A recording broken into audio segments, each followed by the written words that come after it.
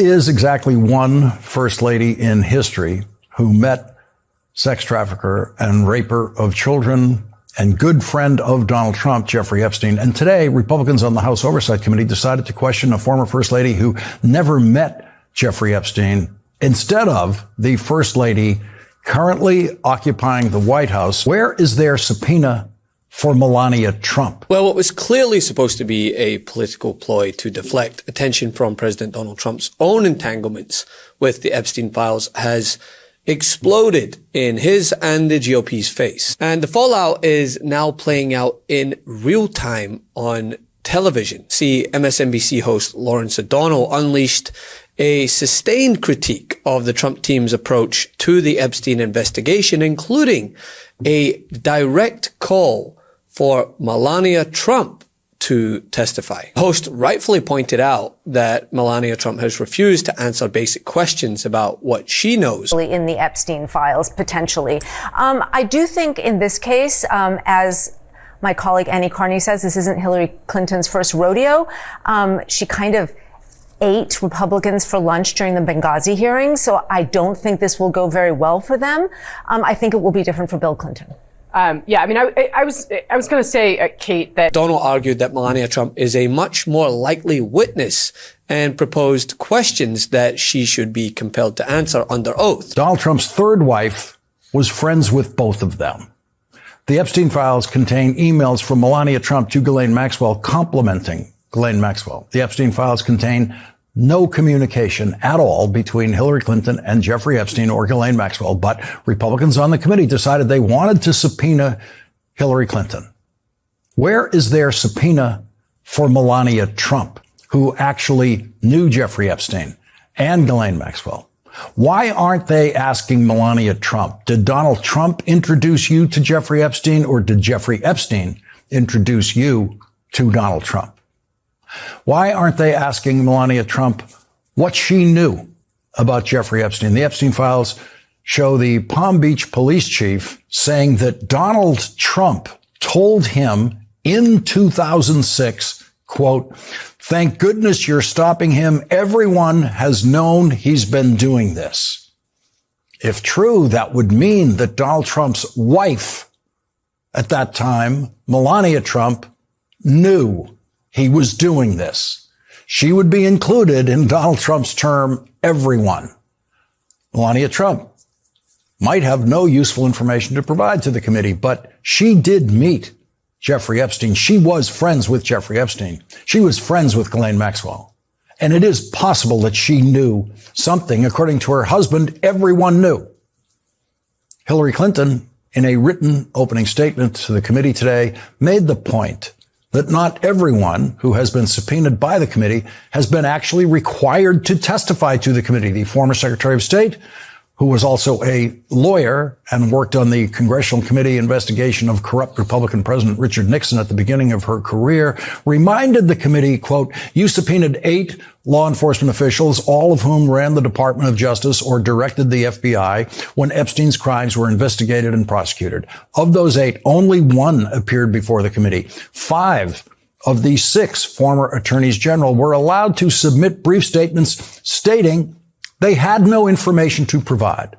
Hillary Clinton should have been offered exactly the same option. That in Washington, the rules don't apply to Republicans. Republicans continue to find ways to shock by breaking rules that have never been broken before. Today, it was Republican Lauren Boebert's turn to do something that has never been done before and is, and always has been, completely against the rules. Lauren Boebert took a photograph of Secretary Clinton during the deposition and immediately released it publicly to a Trump-supporting media clown. Secretary Clinton had every right, as soon as that happened, to leave the deposition, to just walk out. The Republicans would have no ability at all to prevent Secretary Clinton from leaving the deposition after one of their members violated the rules of that deposition and the rules of every congressional committee procedure in the history of Congress. Now, it wasn't exactly gentle commentary, and nor should it be, right?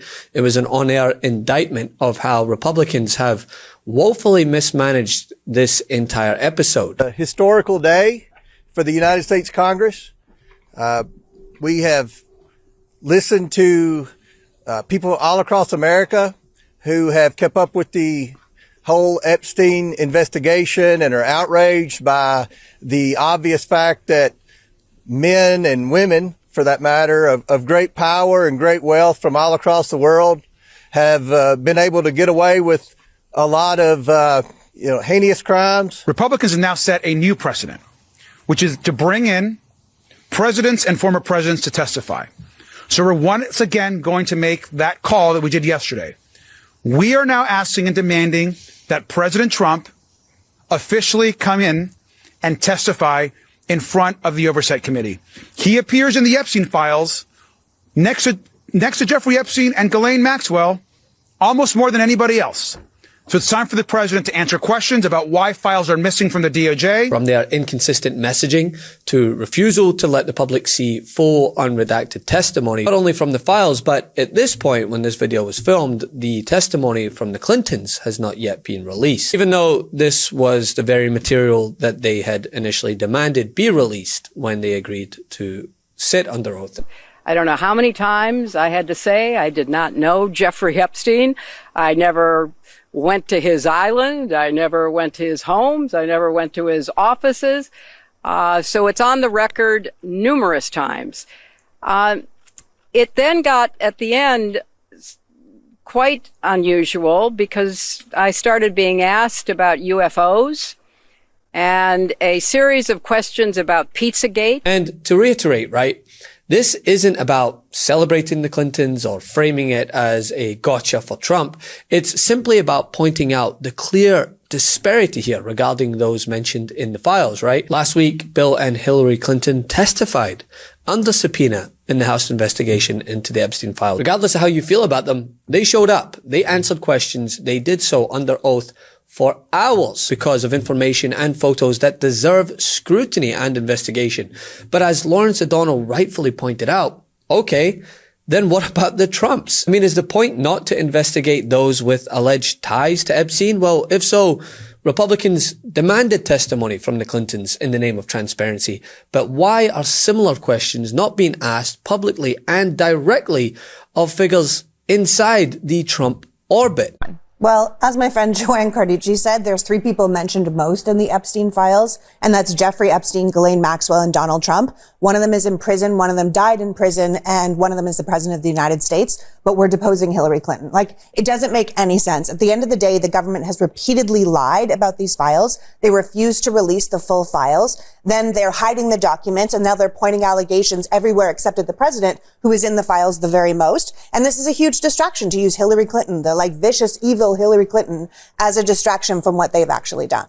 And all of this becomes even more apparent when you take into account the bombshell report from the New York Times on how Epstein's New Mexico ranch is only now getting the scrutiny it deserves, but it could be too late. Reports show that in 2019, the Trump Department of Justice took over New Mexico's investigation into Jeffrey Epstein's Zorro Ranch, telling the state to stand down and turn over its findings, according to officials and newly unsealed records. The probe soon fizzled out after the federal takeover. I mean, how this is not more of a story, I have no idea. Wait, I actually do. Maybe it's buried under the rubble in Iran as Operation Epic Fury continues to capture every headline. See how it works? But the American people are refusing to let this go away. They are making themselves heard. Public polling around the Epstein files and transparency question shows that the majority of Americans are dissatisfied with how the investigation has been handled, especially with respect to document release and thoroughness. A large plurality of Americans say that the government should release all unredacted documents. An overwhelming majority now say that they no longer believe all relevant material has been made public. And Trump's approval on the Epstein files is almost as bad as his approval rating on the economy and immigration, which they're all cratering across the board. Numbers, but talk about what is driving this drop for the president. What is driving this drop? I said record was the name of the game when it came to this segment, right? Talking about the lowest Trump has ever been going into the State of the Union, the lowest that any president has been this century going into a State of the Union at this point in their presidency. It is also the weakest that Donald Trump has ever been with independents. Look at this drop. We've been talking about it the past few months. At this point, a year ago, Donald Trump was at minus 13 points. Look at this. Minus 47 points among independents, the lowest Donald Trump has ever been in either of his 2 terms as president with independents. That is driving these numbers. When you're 47 points underwater with independents, that's the name of the game. You can't be above water overall. And that's why Donald Trump is near record lows overall and the lowest he's ever been going into a State of the Union address. Quite a message on the eve of this big moment. Thank you, Harry. Thank you. Just wait until the next poll on his foreign policy. And over the weekend, outside the White House, a rogue, quote, Jeffrey Epstein walk of shame popped up, highlighting politicians and business people with links to the child sex offender. The stickers set up were designed to resemble the stars on the Hollywood Walk of Fame, and they were photographed by Getty on Sunday, with Epstein's face replacing the symbols of TV, film,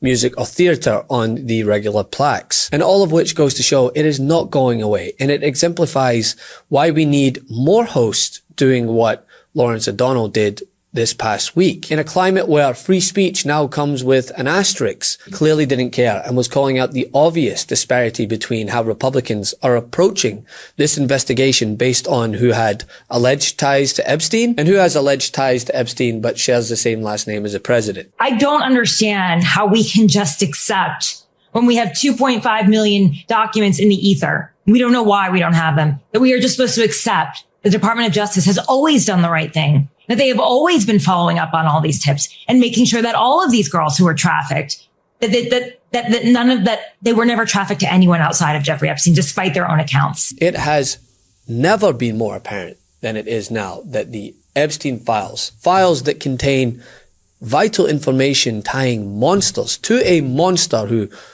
overseen decades of harm and pain and trauma, has become less about transparency and more about political theater and controlling the narrative.